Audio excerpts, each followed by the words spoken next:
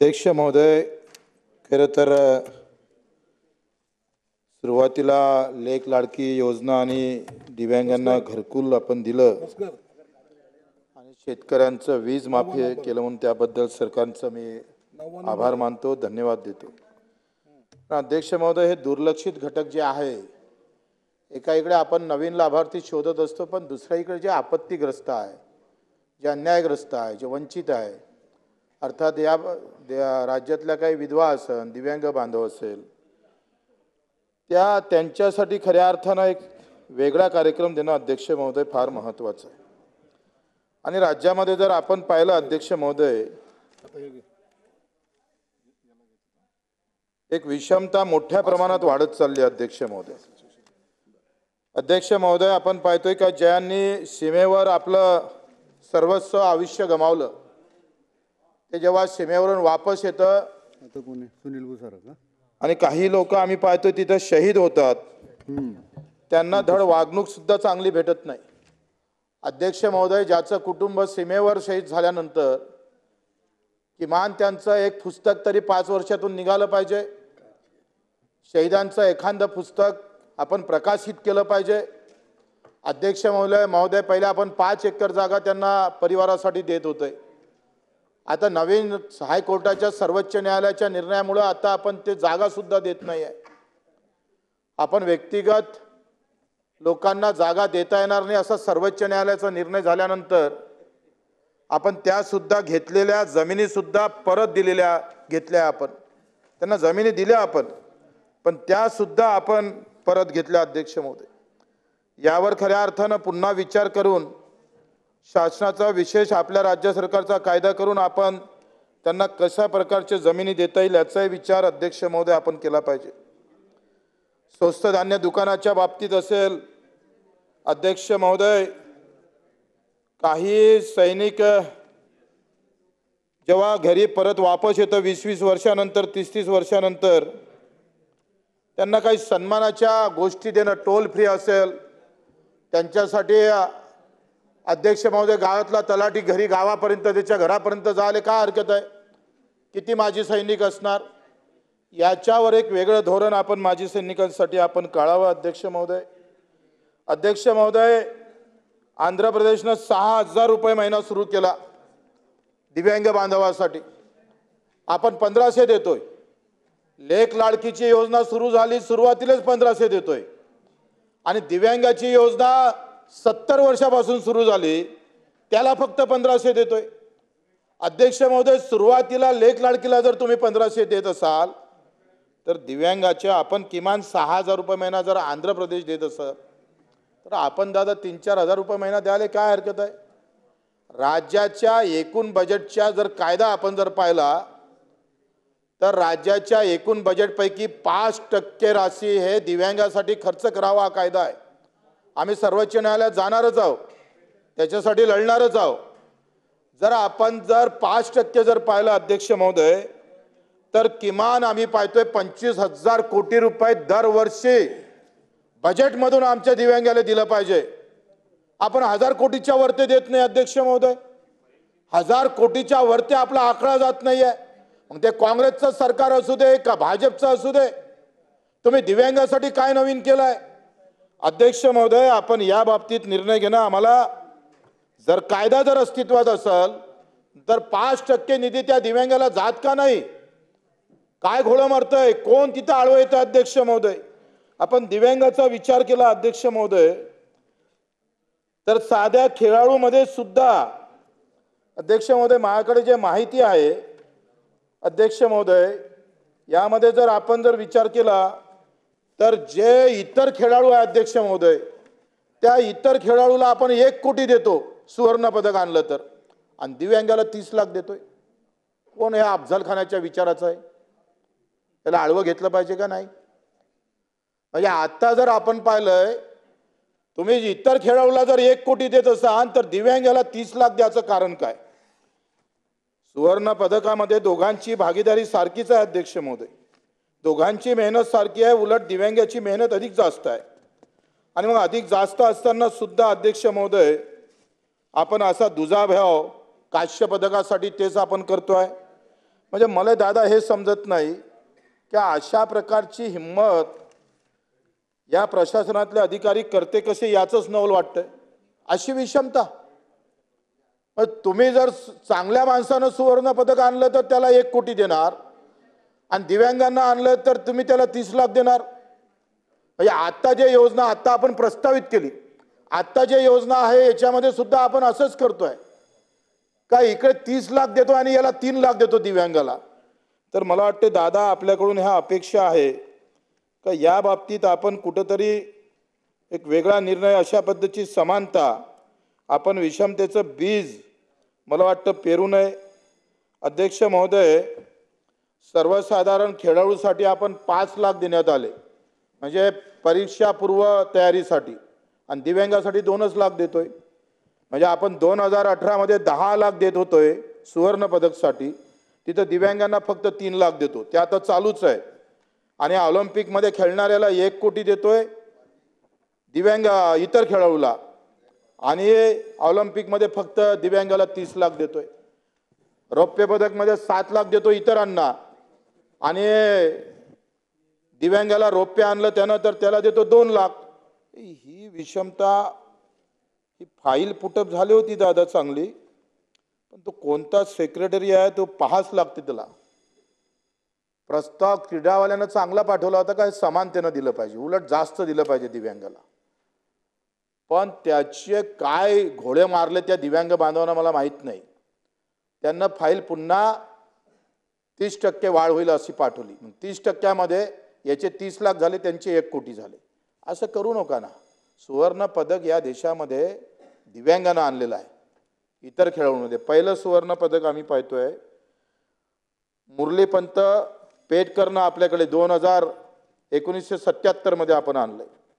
आणि मग त्या अशा प्रकारच्या अवेलना इतर राज्यामध्ये कशा पद्धतीच्या खेळवणा व्यवस्था आहे ते दादा आपण तालुका क्रीडा संकुल पाहिलं तर पळाले झाले. तुम्ही जा तालुका क्रीडा संकुलची काय अवस्था आहे. हा तरुणाचा देश आहे.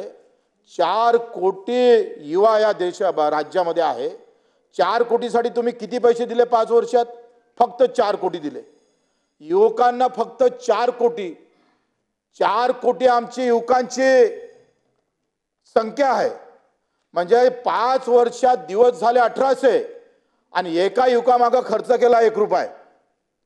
कशी काय सुधारणा होणार आहे? मग तो का बरं गांजा, आपू, ड्रग्स याकडे का वळणार नाही? या युवकांसाठी स्वातंत्र्य खऱ्या अर्थानं बजेट असलं पाहिजे, स्वातंत्र्य मंत्रालय केलं पाहिजे. मग युवा असेल, सांस्कृतिक असेल, कला असेल, त्या क्रीडामध्ये आज आपण जर पाहिलं, माझ्या तालुक्याचा जर विचार केला तर 14 तालुके अध्यक्ष महोदय, 14 तालुक्यामध्ये 2च तालुका क्रीडा अधिकारी आहे.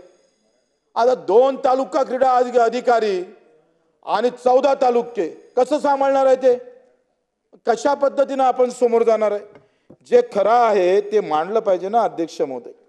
अध्यक्ष महोदय, मी मागे बोललो होतो का युवकांच्या बाबतीत आपलं पुन्हा धोरण एक चांगल्या पद्धतीचं, जे पहिले धोरण आणलं त्याच्यात 20 मुद्द्यावर काम करायला आपण सांगितलं.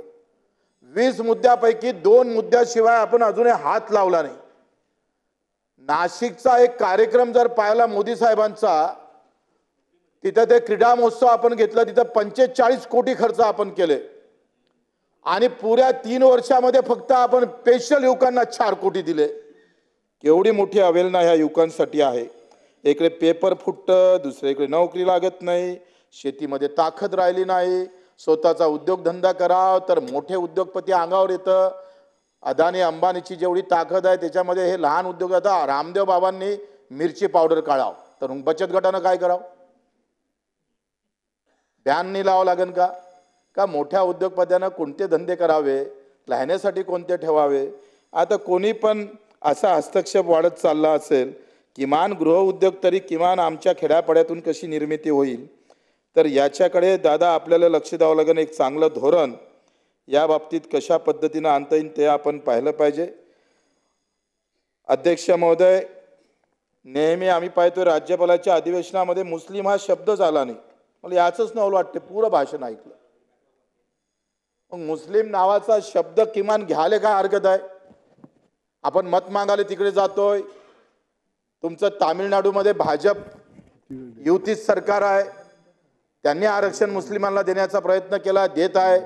मग आपण इथं न्याय जे काही गरीब असेल मुस्लिम मध्ये जरी आपण पाहिल्या तर किमान आपण पाहतोय अध्यक्ष महोदय 20-25 जाती अशा आहे का त्याला आरक्षण देतोय. पण इतर जे मागास मुस्लिम आहे त्याच्यासाठी आपण जर काही म्हणजे फक्त आपला अजेंडा थोडासा चुकन म्हणून जर निर्णय घेत नसल, आखरी समाज गरीब असला तर गाव गरीब राहतं अध्यक्ष महोदय. आणि गाव गरीब असलं का राज्य गरीब होतं, आणि राज्य गरीब झालं का देश गरीब होतंय. आखरी व्यक्तिगत प्रगतीमध्येच राज्याची प्रगती आणि देशाची प्रगती आहे. त्यामध्ये आम्हाला मुस्लिम अलग काढून नाही चालत, त्यांना घ्यावंच लागेल. विकासाच्या बाबतीत, शिक्षणाच्या बाबतीत, उद्योगाच्या बाबतीत आम्ही त्याच्यावर जेथपर्यंत आरक्षण देत नाही त्या पद्धतीने एक चांगला अजेंडा तुम्हाला आम्हाला आणता येईल. तुम्ही जर आज आपण पाहिलं का काँग्रेसमधलं मुस्लिम आणि बौद्धांचं मत जर काढलं तर काँग्रेसजवळ काय शिल्लक आहे?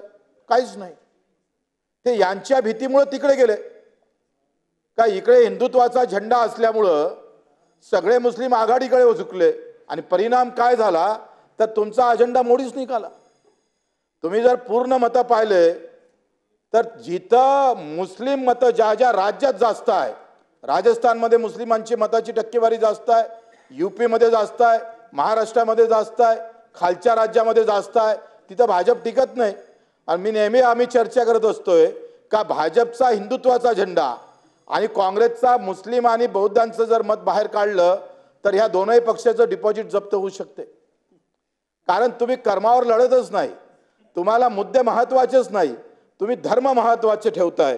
आणि जेव्हा धर्म महत्वाचा येतं तेव्हा मुद्दे महत्वाचे ठरत नाही आणि मतं आपोआप पलटल्याशिवाय राहत नाही. तेच या निवडणुकीत आम्ही पाहतोय.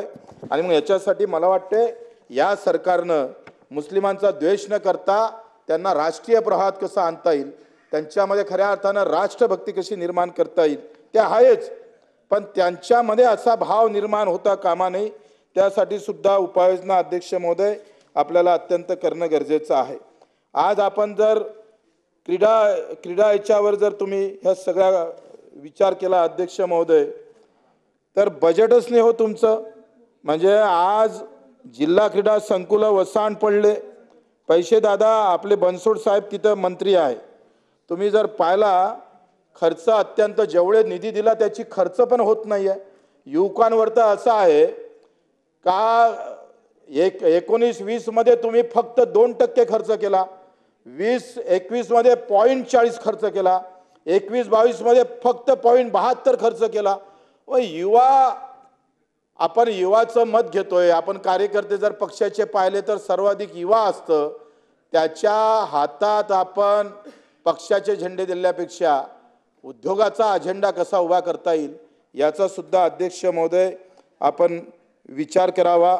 आणि मला असं वाटतं का दादा इथे आहे त्यांनी हे जे काही दुजाभाव आहे बस शेवटचा आहे का इतर खेळाडूला जास्त आणि दिव्यांग खेळाडूला कमी, अशा प्रकारचा खूप राग करतात, अंदरून इतक्या शिव्या देतात ते सरकारला ऐकावं नाही वाटत.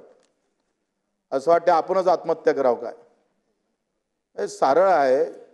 तानाजी सावंत साहेब असं कोणी सहन करण का हो? सुवर्ण पदक मी आणलंय, तुम्ही आणलं, तुम्हाला 1 कोटी भेटणार, मला 30 लाख देत, कोण सहन करणार आहे? असं आपण असताना असं होऊ नये याची काळजी घ्यावी.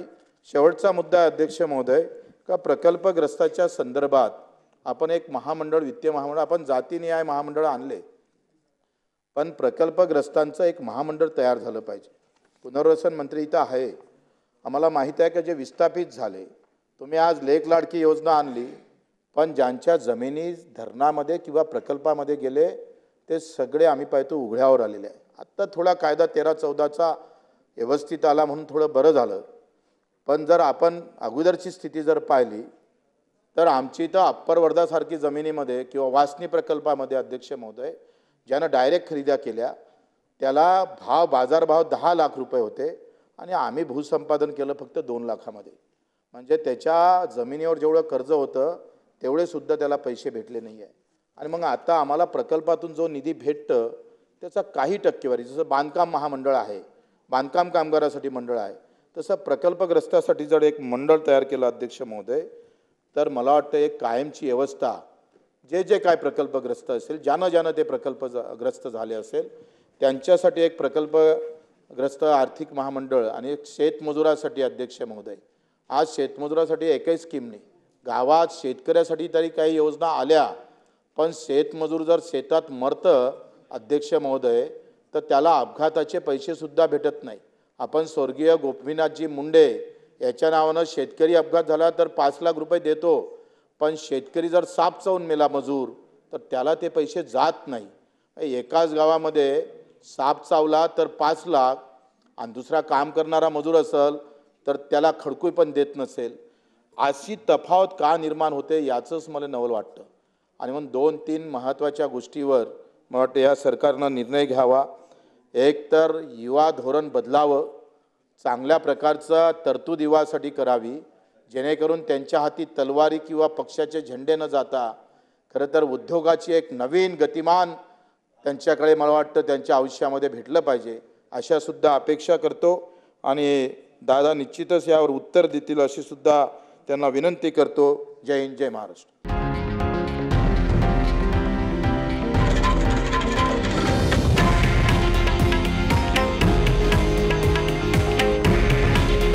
हे आहे देशातील नंबर 1 न्यूज नेटवर्क आणि आपण पाहत आहात TV9 मराठी. काळजी तुमची, हित महाराष्ट्राचं.